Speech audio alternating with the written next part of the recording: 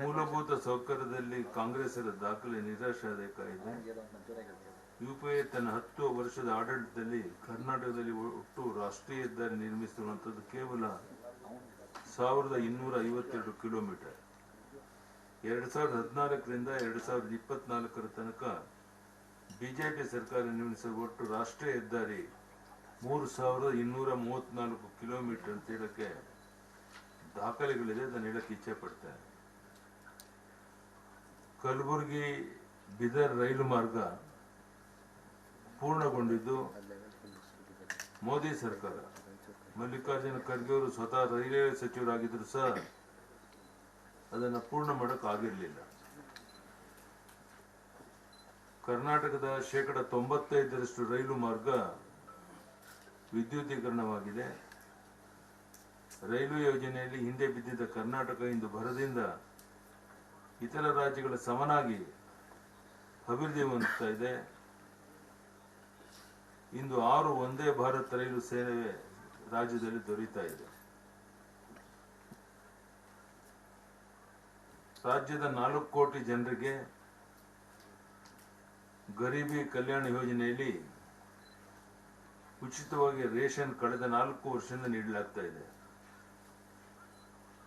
ರಾಜ್ಯ ಸರ್ಕಾರ ಆಶ್ವಾಸನೆ ನೀಡಿದಂತ 10 ಕೆಜಿ ಅಕ್ಕಿಯಲ್ಲಿ ಈ ತನಕ 1 ಕಾಳು ಅಕ್ಕಿಯನ್ನು ನೀಡದೇ ಇರೋದು ಅವರ ಸಾಧನೆ. ತಮಗೆ ಗೊತ್ತಿದೆ, ರಾಜ್ಯದ 54 ಲಕ್ಷ ರೈತರಿಗೆ ಕೇಂದ್ರ ಸರ್ಕಾರದ ಕಿಸಾನ್ ಸನ್ಮಾನ್ ಯೋಜನೆಯಲ್ಲಿ ಪ್ರತಿ ವರ್ಷ 6,000 ನೀಡ್ತಾ ಇದೆ. ನಾನು ಮುಖ್ಯಮಂತ್ರಿಯಾಗಿ 4,000 ಜೊತೆಗೆ ಸೇರಿಸಿ ಕೊಡ್ತಾ ಇದ್ದೆ. ಈಗ 4,000 ಕೊಡೋದನ್ನು ನಿಲ್ಲಿಸಿ ಒಂದು ಸರ್ಕಾರ ದಿವಾಳಿಯಾಗಿದೆ ಅನ್ನೋದನ್ನ ಸ್ಪಷ್ಟವಾಗಿ ಕಾಣ್ತಾ ಇದೆ.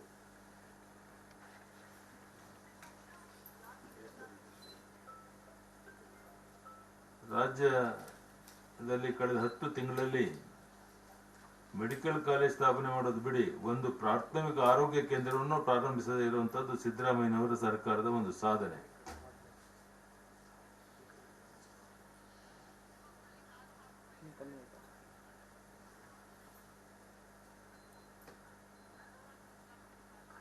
ಮೋದಿಯವರು ಒಂದು ಸಾರಿ ಗ್ಯಾರಂಟಿ ನೀಡಿದ್ರೆ ಅದು ಜಾರಿಗೆ ಬಂದೇ ಬರುತ್ತೆ. ಸುಳ್ಳು ಆಶ್ವಾಸನೆ ನೀಡುವ ಪ್ರಶ್ನೆ ಇಲ್ಲ ಎಂಬುದನ್ನು ದೇಶದ ಜನ ಅರ್ಥ ಮಾಡಿಕೊಂಡಿದ್ದಾರೆ. ಲೋಕಸಭೆಗೆ ಕಾಂಗ್ರೆಸ್ಗೆ ಕೊಡೋ ಓಟು ಅರಾಜಕತೆಗೆ ನೀಡುವಂತ ಮತವಾಗುತ್ತೆ. ಕಾಂಗ್ರೆಸ್ಗೆ ಕೊಡುವ ಓಟು ದೇಶದ ಆರ್ಥಿಕ ದಿವಾಳಿತನಕ್ಕೆ ನೀಡುವ ಮತವಾಗುತ್ತೆ. ಲೋಕಸಭೆಯಲ್ಲಿ ಕಾಂಗ್ರೆಸ್ ಕೊಡುವ ಓಟು ಮತ್ತೆ ಭ್ರಷ್ಟಾಚಾರಕ್ಕೆ ನೀಡುವ ಮತವಾಗುತ್ತೆ. ಲೋಕಸಭೆಯಲ್ಲಿ ಕಾಂಗ್ರೆಸ್ ಕೊಡುವ ಓಟು ದೇಶದ ಅಭದ್ರತೆಗೆ ನೀಡುವಂತ ಮತವಾಗುತ್ತೆ. ಲೋಕಸಭೆಯಲ್ಲಿ ಕಾಂಗ್ರೆಸ್ ಕೊಡುವ ಓಟು ಆಂತರಿಕ ಸುರಕ್ಷತೆಯ ಅಪಾಯಕ್ಕೆ ನಾಂದಿ ಆಡುವಂತ ಮತ ಆಗುತ್ತೆ. ಮೋದಿಜಿಯವರ ನಾಯಕತ್ವಕ್ಕೆ, ಮೋದಿಜಿಯವರ ಗ್ಯಾರಂಟಿಗೆ, ಸದೃಢ ಸುರಕ್ಷಿತ ಭಾರತಕ್ಕೆ, ಆರ್ಥಿಕ ಪ್ರಗತಿಗೆ ಹಾಗೂ ದೇಶದ ಸರ್ವಾಂಗೀಣ ಅಭಿವೃದ್ಧಿಗೆ ಬಿಜೆಪಿ ಮತ್ತು ಎನ್ಡಿಎ ಅಭ್ಯರ್ಥಿಗಳ ಜನತೆ ದೊಡ್ಡ ಪ್ರಮಾಣದಲ್ಲಿ ಮತ ಚಲಾಯಿಸಿದ್ದಾರೆ. ದೇಶದ ವಿಭಜನೆ ಅಪಸ್ವರ ಎತ್ತಿದವರನ್ನ, ಜನರನ್ನ ಭಾಷೆ, ಜಾತಿ ಮತ್ತು ಧರ್ಮದ ಹೆಸರಿನಲ್ಲಿ ಒಡೆಯುವ ಇಂಡಿ ಮೈತ್ರಿಕೂಟವನ್ನು ಜನತೆ ಸಾರಾಸಟ್ಟಾಗಿ ರಾಜ್ಯದ ದೇಶಭಕ್ತ ಜನತೆ ತಿರಸ್ಕಾರ ಮಾಡೋರಿದ್ದಾರೆ. 10 ವರ್ಷಗಳಲ್ಲಿ ಮಾನ್ಯ ಪ್ರಧಾನಮಂತ್ರಿಗಳ ಕೇಂದ್ರ ಸರ್ಕಾರದ ಸಾಧನೆ, ದೇಶದ ಮಹಿಳೆಯರಿಗೆ 33% ಮೀಸಲಾತಿಯನ್ನು ಮೋದಿ ಸರ್ಕಾರ ನೀಡಿದೆ. ಉಜ್ವಲ ಯೋಜನೆಯಲ್ಲಿ 10.3 ಕೋಟಿ ಮನೆಗಳಿಗೆ ಉಚಿತ ಗ್ಯಾಸ್ ಸಂಪರ್ಕ ನೀಡಲಾಗಿದೆ. 14 ಕೋಟಿ ಮನೆಗಳಿಗೆ ಉಚಿತವಾಗಿ ಜಲಜೀವನ್ ಮಿಷನ್ ಯೋಜನೆಯಡಿ ಮನೆ ಮನೆಗೆ ನಲ್ಲಿ ನೀರು ನೀಡಲಾಗಿದೆ. 11.88 ಕೋಟಿ ರೈತರಿಗೆ ಕಿಸಾನ್ ಸನ್ಮಾನ್ ಯೋಜನೆಯಲ್ಲಿ ರೈತರಿಗೆ ವಾರ್ಷಿಕ 6,000 ಕೊಡ್ತಾ ಇದ್ದೇವೆ.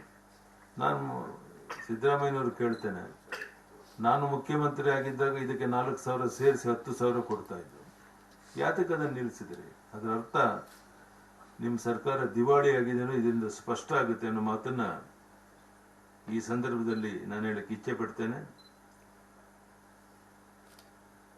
ವಿಶ್ವದ 5ನೇ ಅತಿ ದೊಡ್ಡ ಆರ್ಥಿಕ ದೇಶ ಭಾರತ. ಒಂದು ದೇಶ, ಒಂದು ತೆರಿಗೆ, ಒಂದು ಮಾರುಕಟ್ಟೆ. 25 ಕೋಟಿ ಜನರು ಬಡತನ ರೇಖೆಯಿಂದ ಆರ್ಥಿಕವಾಗಿ ಮುಂದುವರೆದಿದ್ದಾರೆ. ಮೋದಿಜಿಯವರ ಇದು ಸಾಧನೆ. ಮೋದಿಜಿಯವರಿಗೆ ಈ ಸಂದರ್ಭದಲ್ಲಿ ಅದಕ್ಕೆ ಧನ್ಯವಾದ ಹೇಳ್ತೇನೆ. ದೇಶದಲ್ಲಿ ರಾಷ್ಟ್ರೀಯ ಶಿಕ್ಷಣ ನೀತಿ ಜಾರಿ. ಧನ್ಯವಾದ ಮೋದಿಜಿ. ದೇಶದಲ್ಲಿ 7 ಹೊಸ IIT ಸ್ಥಾಪನೆ, 7 ಹೊಸ IIMs ಹಾಗೂ 16 ಹೊಸ IIT. ದೇಶದಲ್ಲಿ ವಾರಕ್ಕೊಂದರಂತೆ ನೂತನ ವಿಶ್ವವಿದ್ಯಾನಿಲಯ ಸ್ಥಾಪನೆ. ದೇಶದಲ್ಲಿ ಪ್ರತಿ 2 ದಿನಕ್ಕೊಂದು ಹೊಸ ಕಾಲೇಜ್ ನಿರ್ಮಾಣ. ದೇಶದಲ್ಲಿ ಮೊದಲ ವಿಜ್ಞಾನ ವಿಶ್ವವಿದ್ಯಾನಿಲಯ, ರೈಲು ಮತ್ತು ಸಾರಿಗೆ ವಿಶ್ವವಿದ್ಯಾನಿಲಯ ನಿರ್ಮಾಣ ಮೋದಿಜಿಯವರು ಮಾಡಿದರೆ ಅದು ಧನ್ಯವಾದ ಅರ್ಪಿಸ್ತೇನೆ. ದೇಶದಲ್ಲಿ 29,200 ಕಿಲೋಮೀಟರ್ ರಾಷ್ಟ್ರೀಯ ಹೆದ್ದಾರಿಗಳ ನಿರ್ಮಾಣ, ಅಂದರೆ ಪ್ರತಿದಿನ ಸರಾಸರಿ 38.3 ಕಿಲೋಮೀಟರ್ ಮಾಡ್ತಾ ಇದ್ದೇವೆ. ದೇಶದಲ್ಲಿ ನಿರ್ಮಾಣವಾದ 82 ವಂದೇ ಭಾರತ್ ಎಕ್ಸ್ಪ್ರೆಸ್ ರೈಲು ಸಂಚಾರ. ಪ್ರಧಾನಮಂತ್ರಿ ಗರೀಬ್ ಕಲ್ಯಾಣ ಯೋಜನೆ ಅಡಿಯಲ್ಲಿ 80 ಕೋಟಿಗೂ ಹೆಚ್ಚು ಬಡವರಿಗೆ ಉಚಿತ ಪಡಿತರ ವ್ಯವಸ್ಥೆ. ಅಯೋಧ್ಯೆಯಲ್ಲಿ ನಾವು ಭರವಸೆಯನ್ನು ಕೊಟ್ಟಂತೆ ರಾಮ ಮಂದಿರ ನಿರ್ಮಾಣ. ಕಾಶಿ ವಿಶ್ವನಾಥ್ ಕಾರಿಡಾರ್. ಕೇದಾರನಾಥ ದೇವಸ್ಥಾನದ ಜೀರ್ಣೋದ್ಧಾರ. ಕಾಶ್ಮೀರದಲ್ಲಿ ಶಾರದಾ ಪೀಠ ನಿರ್ಮಾಣ. ಸೋಮನಾಥ ದೇವಾಲಯ ಜೀರ್ಣೋದ್ಧಾರ. ಹೀಗೆ 10 ಹಲವು ಸಾಧನೆಯನ್ನ ಪ್ರಧಾನಿ ನರೇಂದ್ರ ಮೋದಿಯವರು ಮಾಡಿರೋದನ್ನ ನಾವು ನೋಡ್ತಾ ಇದ್ದೇವೆ. ಆಯುಷ್ಮಾನ್ ಭಾರತದ ಅಡಿನಲ್ಲಿ 37 ಕೋಟಿ ಜನರಿಗೆ ವಿಮೆ ನೀಡಲಾಗಿದೆ. ಭಾರತದಲ್ಲಿ 10,000ಕ್ಕೂ ಜನ ಔಷಧಿ ಕೇಂದ್ರ ಸ್ಥಾಪನೆ ಆಗಿದೆ. ಭಾರತದಲ್ಲಿ 228 ಕೋಟಿ ಜನರಿಗೆ ಉಚಿತ ಕೋವಿಡ್ ಲಸಿಕೆ ನೀಡಲಾಗಿದೆ. 100 ರಾಷ್ಟ್ರಗಳಿಗೆ ಉಚಿತ ಕೋವಿಡ್ ಲಸಿಕೆ ಸರಬರಾಜು ಮಾಡಲಾಗಿದೆ. ದೇಶದಲ್ಲಿ ಆರ್ಟಿಕಲ್ 370 ರದ್ದು ಮಾಡಿದ್ದೇವೆ.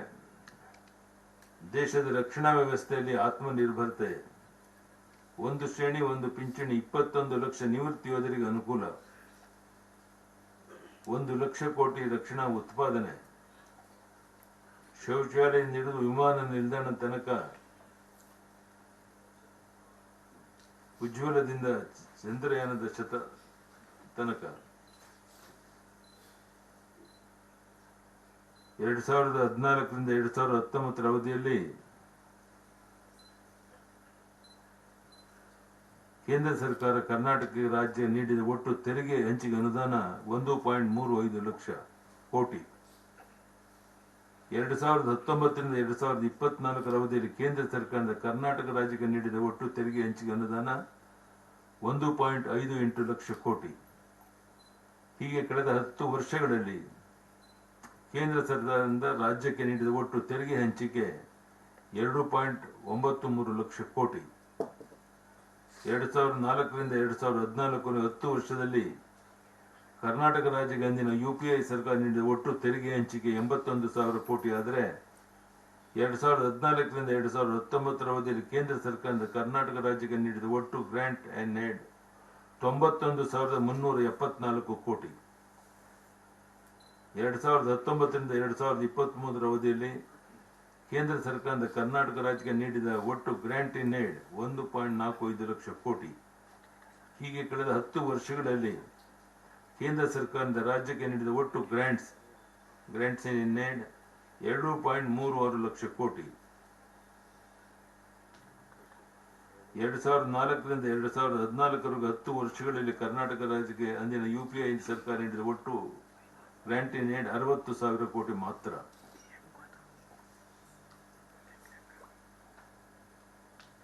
ಕರ್ನಾಟಕದಲ್ಲಿ ಪ್ರಧಾನಮಂತ್ರಿ ಆವಾಸ್ ಯೋಜನೆ